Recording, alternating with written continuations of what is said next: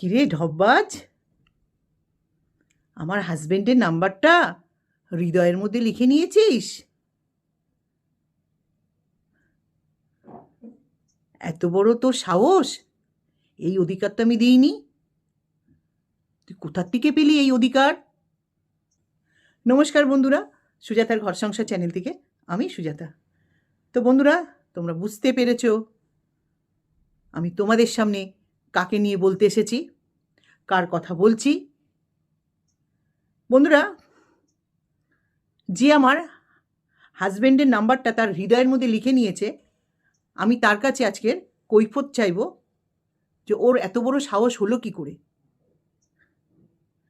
তার বাড়িতে স্ত্রী নামে কেউ আছে।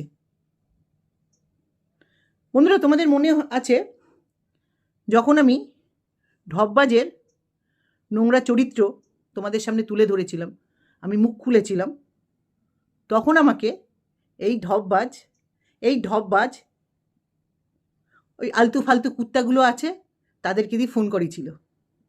আর আমি সেই কুত্তাগুলোকে ফোনের মধ্যে এমন দিয়েছিলাম, তারা বাধ্য হয়ে নাম্বারই চেঞ্জ করে ফেলেছে, নাম ফাম সব চেঞ্জ করে দিয়েছে। সেই নাম্বারে ফোন করলে এখনও অবধি ফোন বাজে না। এবং ওই কুত্তাগুলোর মালকিনও ফোন করেছিল।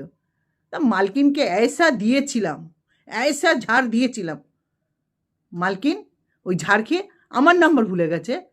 কিন্তু জানি না কোথার থেকে আমার সোনার টুকরো হাজবেন্ডের নাম্বারটা পেয়েছে।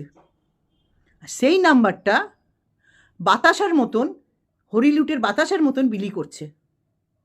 যার জন্যে বন্ধুরা, আমি আজকের ওই ঢপবাজকে জিজ্ঞেস করব যে ওর এত বড় সাহস হয় কি করে, আমার হাজবেন্ডের নাম্বার ওকে কে এত অধিকার দিয়েছে বেলানোর, হরিলুটের বাতাসের মতন।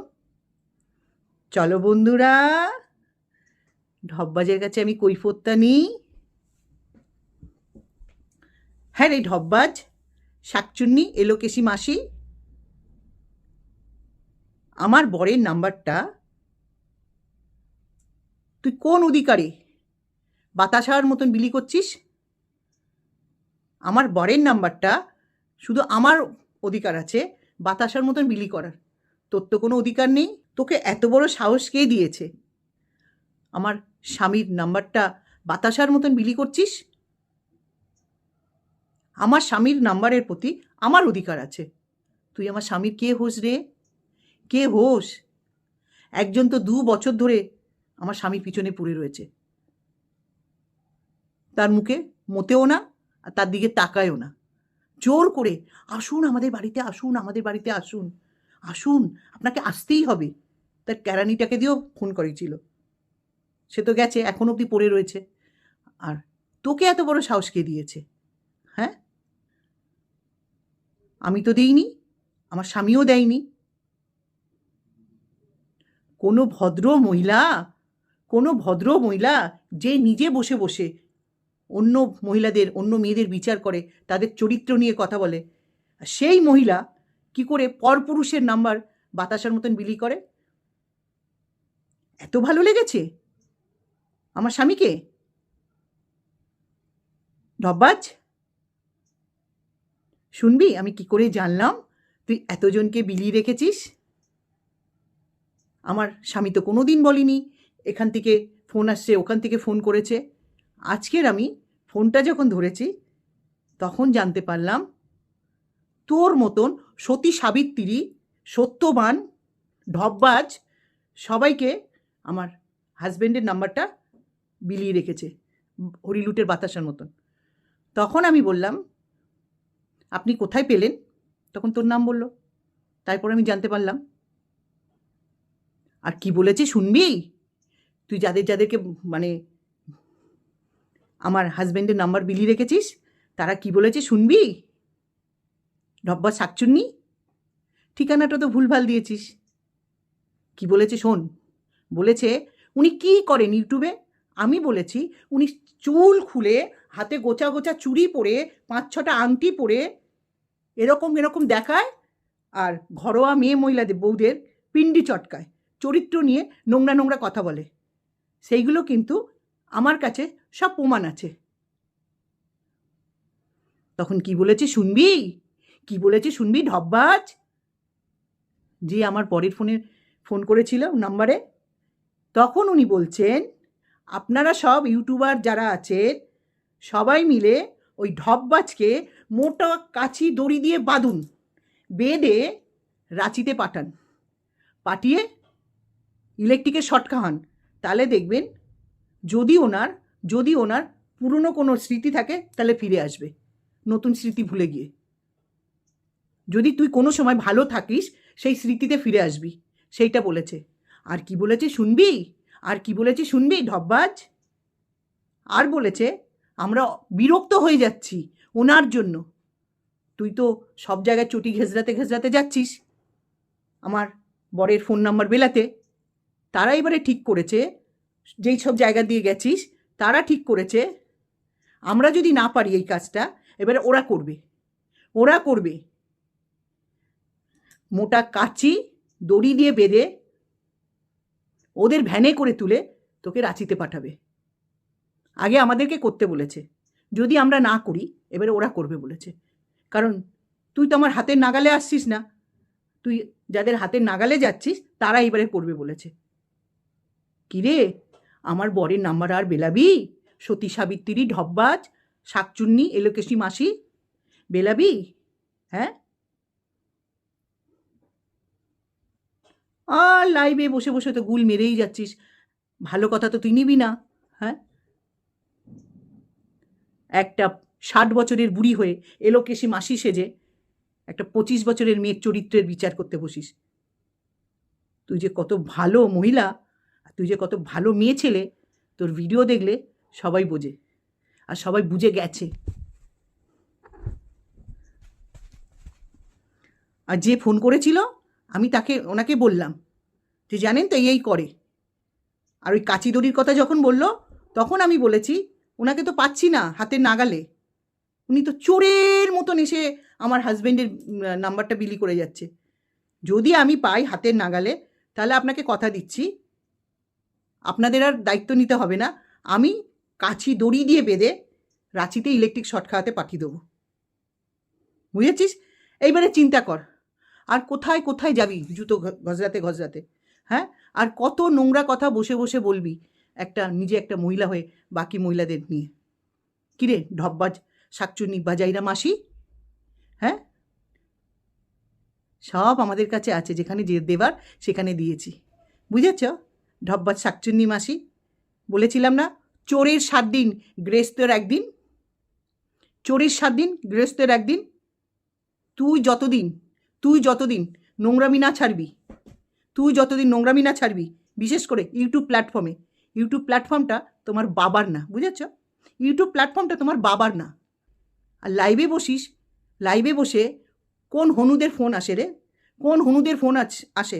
আপনার মতন ঢপবাজ শাকচুন্নিকে ছাড়া আমরা কিছু চিনি না। 6 মাস আগে তোর দৌড় কত দূর সেটা আমার জানা হয়ে গেছে। তোর যখন পোষা কুত্তাগুলো আমাকে ফোন করেছিল, আমার ধমকানি খেয়ে তারা ফোন নম্বর অবধি চেঞ্জ করে দিয়েছে, এবং আমার ধমকানি খেয়ে তুই কথা বলেছিলিস না? তাহলে ফোনে আমার ধমকানি খেয়ে আমার নম্বরও তুই ভুলে গেছিস, আমার বরের নাম্বার তোর হৃদয়ে লিখে রেখেছিস। আমার নাম্বারটা দেবার কারোর কাছে ক্ষমতা নেই তোর, সেই সাহস নেই তোর। আমি তো জানতাম না এত জায়গার থেকে আমার বরের কাছে এতদিন ফোন এসছে। আজকে যদি আমি না ধরতাম ফোনটা, বলে না ভগবান যা করে মঙ্গলের জন্য, ধরে ভালো হয়েছে। তুই যে নোংরামিগুলো করিস সমস্ত বলেছি, এবং বলেছি আপনার কি নাম্বারে হোয়াটসঅ্যাপ আছে? উনি একটা হোয়াটসঅ্যাপ নাম্বারও দিয়ে দিয়েছে, আর বলেছে আপনি সব ভিডিওগুলো পাঠান। তুই যে নোংরামিগুলো করিস, বুঝেছিস? আর বসে বসে ঢপ মারিস। তুমি মহিলা হয়ে বাকি মেয়েদেরকে নোংরা কথা বলবে, আর সব মেয়েরা শুনবে না? মামার বাড়ি আবদার ঢপবাজ, আর বাজাইরাগুলোকে নিয়ে লাইভ করো। সতী, তোমার ওই ফ্যাক্সিয়াল সতী যখন সব কিছু সামনে এনে দিয়েছে একজন, তখন সতীগিরি দেখাচ্ছ। তোমরা যা করবে সব সতী, আর যারা কেউ কিছু করছে না তাদের গন্ধ টেনে টেনে বের করছো, যারা নির্দোষ। তুই যদি নোংরা চিন্তার মহিলা না হতিস তাহলে নোংরাগুলোকে প্রশ্রয় দিতিস? আমি আগেও বলেছি, নোংরারা নোংরাকে সাপোর্ট করে। শোন, তোকে একটা কথা বলি, যা বলার যা দেবার সমস্ত সব জায়গায় দেওয়া হয়েছে। তুই যত নোংরামি করবি তত আমরা পাঠাবো। দেখি এবারে তুই কত জায়গায় ঘজরাতে যেতে পারিস, বুঝেছিস? ঘজরাতে একে ওকে টেনে নিয়ে যেতে পারিস। আর একটা কথা বলছি, শোন, নিজের স্বামীর নাম্বারটা রাখার চেষ্টা কর, পরপুরুষের নাম্বার রাখবি না হৃদয়ের মধ্যে, বুঝেছিস? আমার বরের নাম্বার শুধু আমারই অধিকার আছে, চাই আমি ইউটিউব প্ল্যাটফর্মে বসে বেলাই, চাই নিজের হাতে করে গিয়ে সবাইকে বেলাই। তোকে কিন্তু সেই অধিকার আমি দিইনি, বুঝেছিস? নচ্ছার মেছেলে ঢপবাজ, তুমি নচরামি করবে লাইভে বসে বসে, সব বলেছে পাঠাতে। তা শোন, নচ্ছার মেয়ে ছেলে, আমার স্বামীর দিক দিয়ে নজরটা সরা, বুঝেছিস তো? আমার স্বামীর অনেক দাম রে, কোটি টাকা দিলেও পাবি না, এইটুখানি বলে গেলাম। চাই নাম্বার যেখানে দে, যেখানে যাকে খুশি দে, বুঝেছিস? নিজের চরিত্র আগে ঠিক করবি, তারপরে অন্যের চরিত্র নিয়ে কথা বলবি, বুঝেছিস? সব চরিত্রহীনাগুলো একসাথে বসেছিস, লজ্জা করে না? কিরে, পরপুরুষের নাম্বার নিয়ে থাকিস হৃদয়ের মধ্যে, লজ্জা সরম নেই না? এইবারে যাবি, এদিক দিয়ে আমরাও রেডি করছি, কাছি দড়ি রেডি করছি। যদি আমরা ফেল হই, এবারে ওদের কাছে যাবি। আমি ফেল হব না, তুই তো আমার হাতের নাগালে আসছিস না, তো চোরের মতন ঘাজরাতে কখন আসিস, কখন কি করছিস জানাই যাচ্ছে না। যারা সাচ্চা হয় না, তারা বুক ফুলিয়ে কাজ করে, আর যারা নোংরা চিন্তাভাবনার মানুষ হয়, মানুষের ক্ষতি করে, তারা চোরের মতন কাজ করে। তা তুই সাচ্চা না, বুঝেছিস? যার জন্য চোরের মতন কাজ করিস। শোন, ঢপবাজ, এলোকেশি মাসি শাকচুন্নি, তোকে বলছি, তুই যেই মাতারিকে সব জায়গায় টেনে টেনে নিয়ে যাচ্ছিস, সে কিন্তু তোর থেকে বেশি ফাঁসবে। এমনিতেই এক জায়গায় ওই মাতারি ফেসে গেছে, বুঝেছিস তো? এইবারে আরও ফাঁসবে। কারণ কি বলতো, তুই যা শুরু করেছিস ঢপবাজ, তুই আমার কাজগুলো আরও সুবিধে করে দিচ্ছিস, বুঝেছিস তো? এইবারে আমি আমার বক্তব্য শেষ করলাম, আর তোকে যা বলার বললাম এবং বলে যাচ্ছি, পরপুরুষদের নম্বর হৃদয় থেকে সরা। বয়স তো অনেক হলো, চরিত্রটা চেঞ্জ কর। যতই এরকম চুরি পরে দেখাও আর এরকম করে দেখাও, আমার বর কিন্তু এইসবে গলে না। আমার বর শুধু মহিলাদের চরিত্রটা দেখে, কার চরিত্র কীরকম, সব কিছু মিলিয়ে দেখে। আর ভালো মতন জানিস, আমার বর জ্যোতিষী। কি পিরিত, আহা, কি মানে প্রেমে পড়ে গেছো না? আমার বরের নম্বর সবাই কাছে দিয়ে রেখেছ, বাতাসার মতন, হরিলুটের বাতাসার মতন। নাম্বারে প্রেমে পড়ে গেছিস, যদি সরাসরি দেখিস, কথা শুনিস, তুই তো আরও কী করবি, পাগলের রাস্তায় ঘুরবি। শোন, তোকে একটা কথা বলি ঢপবাজ, আমার বরের দিকে তাকাস না রে, আমার বরের দিকে একদম তাকাস না। কারণ কি বলতো, আমার বরের কাছে পাত্তা পাবি না। ওই যে বললাম না, যতই সেজে গুজে বস, আর যতই মেকআপ দিয়ে বস, আর যতই চুল খুলে বস, আর যতই আংটি দেখা, আমার বর পাত্তা দেবে না। কারণ কি বলতো, ও আমাকে নিয়ে অনেক খুশি, বুঝেছিস তো? তা তোদের মতন মহিলাদেরকে কোনোদিন পাত্তা দেবে না, দেয়নি, দেবেও না। ওই যে একজন 2 বছর ধরে আমার বরের নাম নিয়ে জব করেই যাচ্ছে, পাগল হয়ে গেছে আমার বরের জন্য। একদম তাকাবি না কিন্তু। তো বন্ধুরা, এইটাই বলার ছিল। আমার হাজব্যান্ডের ফোন নাম্বার চারোদিকে বাতাসার মতন বিলি করে রেখেছে হরিলুটের।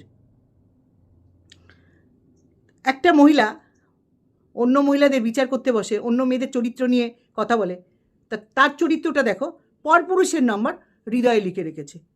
তা আমি বাড়ির বউ, আমার রাগ হবে না বলো?